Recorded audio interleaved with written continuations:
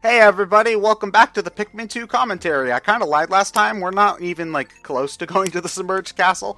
Well, we're kind of close, but we're not going there anytime soon, I guess is the point I'm trying to make. Why do you lie to us, Ted? It's not that I lie, I misremember.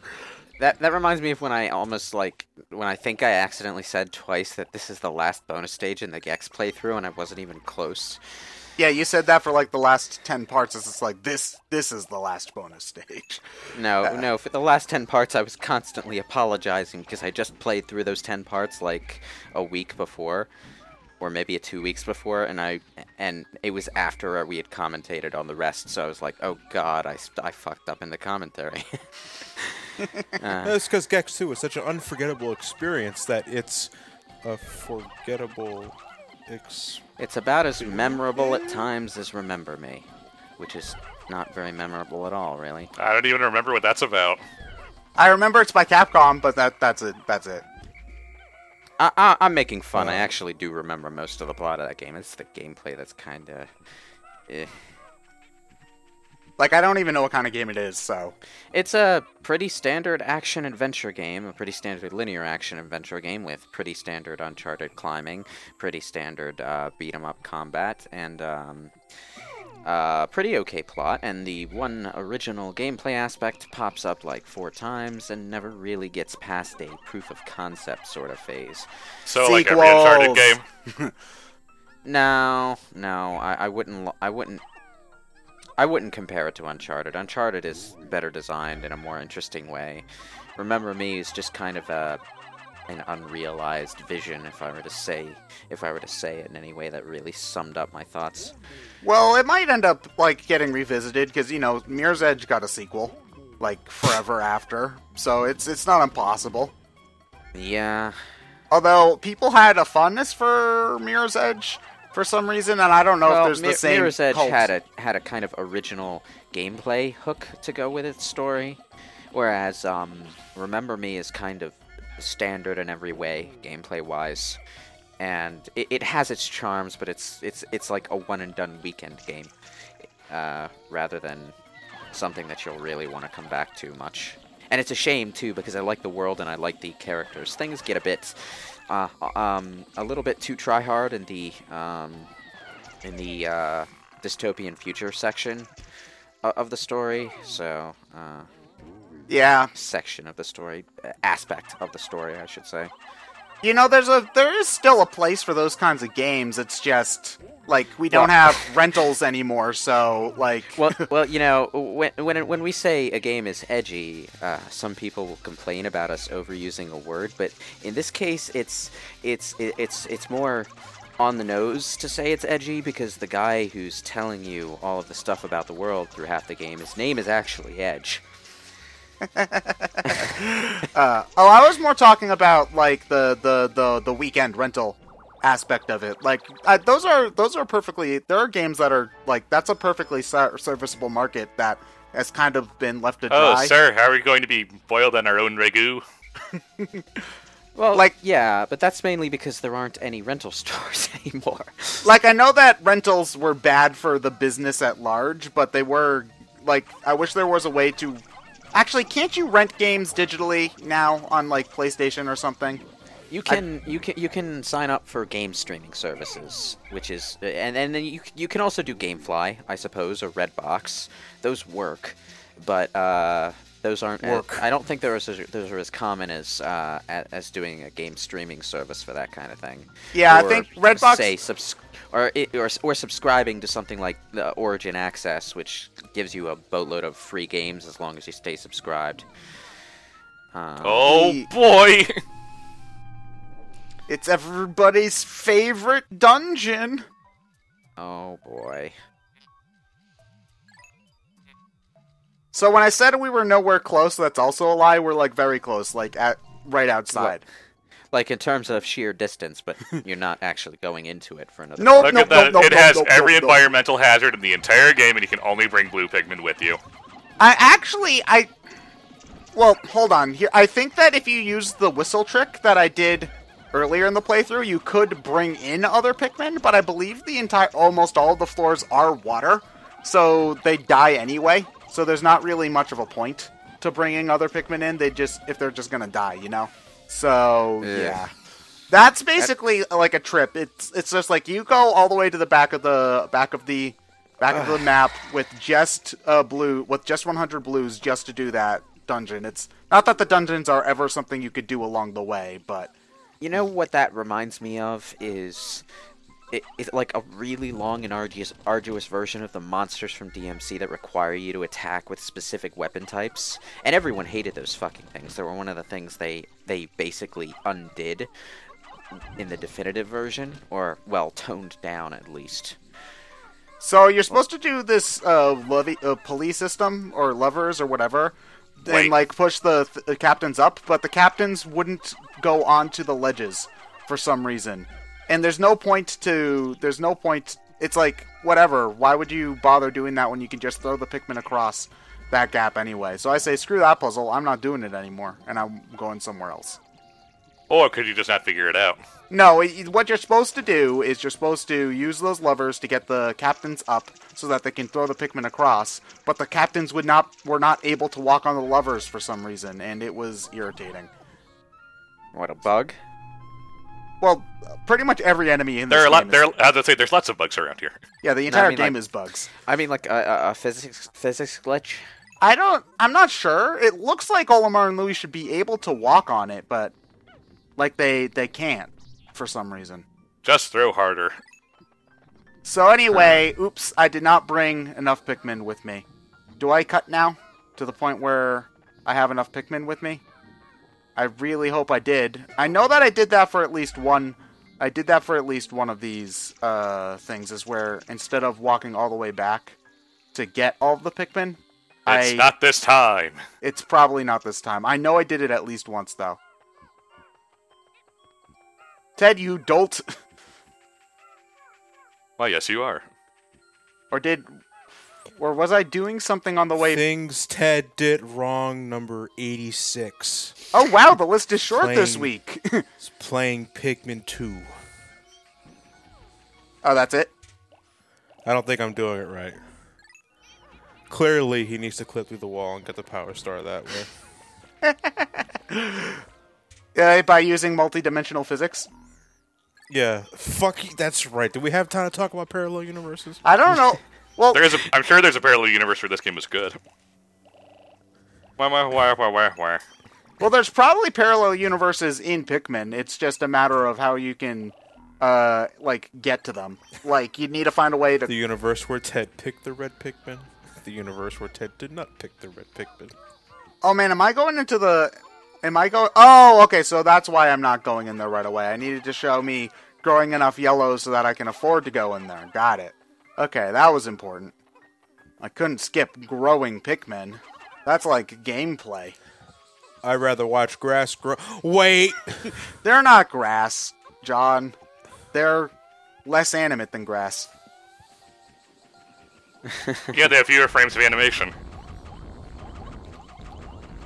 But yeah, fighting enemies is not even an issue with purples, for the record. Like, why even bother trying? If you have more than 10, you win every fight in the game. Ugh.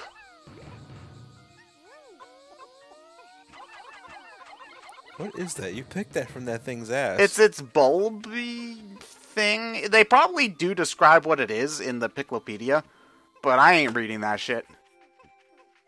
It's a shame, too, because there is a lot of really cool flavor text in this game, but, like, you have to care, in general, in order to want to read it, so... Like, when a game is difficult to enjoy playing, it's difficult to care about the extra stuff that comes along with it. It is fun to mess around with, though, because when I was young and I was playing this game, like, I would sit in the Piclopedia and just throw carrots at all the monsters for forever. I just thought it was fun to watch them, like, bounce off and see them and watch their attack patterns. It really is. Sociopath. What? Well, is it sociopathic if I'm just throwing vegetables at them? Like... A little bit, yeah. Okay, maybe for the VeggieTales it's sociopathic, but, you know, I think for me, I'm relatively okay. Like, I don't have any deep-seated emotional issues I need to work out. Or do you? Oh, yeah, of course I do. You like Huey Lewis in the News? Okay, so I really don't want to bother with getting Louie all the way over here, so... hold on. I'm trying to get the whistle trick to work, because the game... It will take a couple of seconds for the game to realize that Louie can't get close to me. But Louie will be counted as part of my party during those seconds. So, look, he magically teleported over here, and I don't have to do annoying lever puzzles in order to get the not blue Pikmin over to this area. That seems like a fairly obvious bug that they should have caught. It's more of an issue in the Wii version, because the Wii version extended the range that you can whistle greatly. In the GameCube versions, you can only whistle as far as you can throw. In the Wii versions, there's like a set there's a set throwing distance, but wherever you point on the screen, you can whistle. So you can basically whistle like halfway across the map if you... I thought that was a dildo for a second because of the speed up. That was like a Mario paint crayon, which is cute. But anyway, because if you get the map zoomed out to its farthest point, you can see pretty much half of the entire thing. So you are now getting sleepy. Very Imperative sleepy. cookie. Well, they got one of those words right.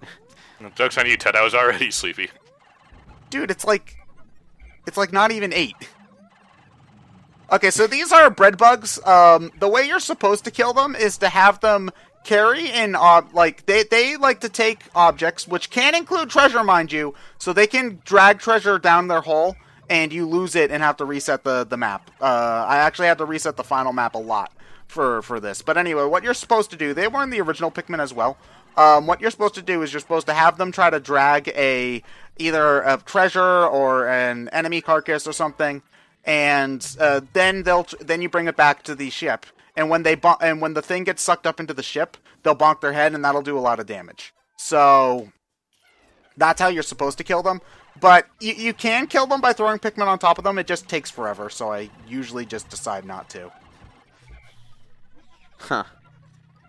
Oh, this is also one of the first areas that has a lot of electrical hazards in the game. Like, we've kind of run into them every once in a while on the overworld, but now that we can actually go into dungeons with electrical hazards, we'll be seeing them all over the place. And I should note that, I think I've mentioned this in earlier parts, but it's been a week since we've commentated.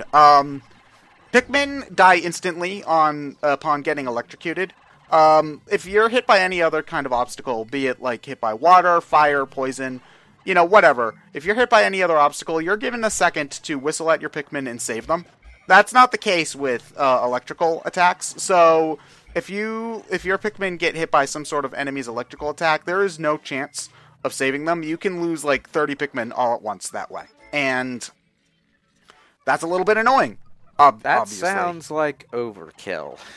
Literally. It is overkill. It's part of the reason why I think in Pikmin 3 they nerfed electricity to the point where I think it can actually, like, I think when your Pikmin get shocked, they don't die. They're just kind of like stunned and then they fall over. I don't know if you can even kill Pikmin with electricity in Pikmin 3. The thing about that is it reminds me of the first time that I ran into a disintegration trap in Baldur's Gate and just lost one of my party members forever. Oh yeah, because if they're disintegrated, you don't have any remains to bring them back. You need like what level? Yeah. 15, 17 enemies in order. Not enemies. You need like a level 15 character. Oh god, Bulborbs! Oh god. Okay. Just throw purple at it. That's how you solve all the problems in this game. I don't think a spell that could resurrect disintegrated people even existed in Baldur's Gate, or at least not Baldur's Gate 1. Like the maximum level was you know what that 10, depending on class. You know what that means, though. Time to get the Dragon Balls. If I know in look. Okay, hold on a moment. We need to take a look at this. These Pikmin are walking into a wall trying to take the carcass back. They are too dumb to walk around a wall. Look at them. Look at them! Jesus. They get left behind!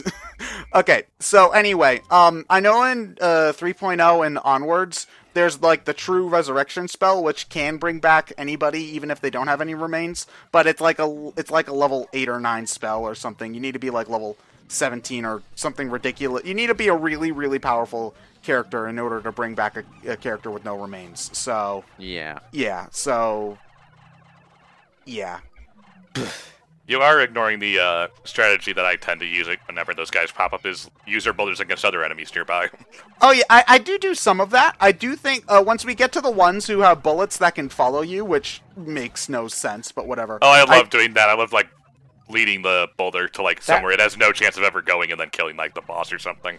I like leading the boulders into the enemies that spawn the boulders. That reminds me of the goddamn bee in E6 who could fire homing missiles out of its ass for some reason. It's the funny thing is, we'll see that enemy eventually. It's not like a special boulder. It doesn't look anything like the other boulders. It can just, like, turn and go in circles and chase you for some reason. I don't know why. Are you sure it's not being pushed around by an invisible dung beetle? You got a TV antenna. What is that? I don't know. I've never seen one. I don't understand. Thankfully, though, Glutton's Kitchen isn't too long. It's 6 levels, which is honestly about standard for dungeons once you get to the mid-game. I will also say that I appreciate the diversity in location because, like, this is like some sort of, like, Twisted Kid's bedroom. So, like, aesthetically, this dungeon has a nice design. It's just... No, my breakfast. Oh, yeah. So this is the room where it gets really irritating.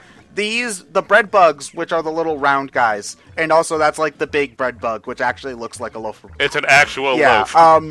If the breadbugs get any of the treasures to their holes, the treasure's gone. They're gone. You have to reload the save in order to get it back. So the only reason why I know where all of these are, because obviously the first time you play through a map, you're not gonna know.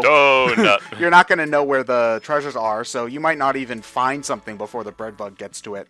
Which is why having them all be forbidden donut. Which is why having them all be on a map would be super helpful if they can disappear forever within less than a minute. Oh my god. Also, for some reason, this egg, it doesn't look like like the way it kind of flops about there. It doesn't look like it should be an egg. It looks like it should be something different. I'm not sure what, though. The consistency doesn't seem to match. Heave, Pikmin, heave! So, yeah, you don't... Generally, if you just get the bread bugs bumped and then throw, like, one Pikmin on top of its head, it'll be good. Like, that'll kill it. Ham! I'm wondering if that's supposed to be... Truly this is the meat of champions. I'm wondering if it's supposed to be ham or spam.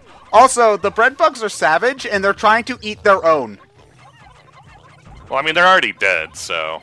Yeah, but it's just like, oh, I couldn't get that ham. Might as well resort to cannibalism. That's literally what happened. What about the other one? It looks like a loaf of bread. I'm going to eat it because it looks like a loaf of bread. But if you are a loaf of bread, that's like a chicken's. It's like those cartoons where the chickens are salivating at actual chickens. I'm almost certain there's a Donald Duck cartoon where like he's like just about to eat like a roast chicken, and I'm like, Donald, isn't that like your cousin? You got an eraser. So a good reason why to do this dungeon earlier on is to get the eraser, which allows you to be invulnerable to electricity because like it's made of rubber, which is cute. I do like these upgrades. It's just that you don't know. It's not like you can, the first time you're playing, you can plan around them because you don't know where they are. Like, you don't know which dungeon's going to give you which upgrade. So, Wii U, shut up. I'm not going to, I already own Yoshi's Woolly World. Why are you telling me to buy it? Ugh. Okay. You still have your Wii U plugged in?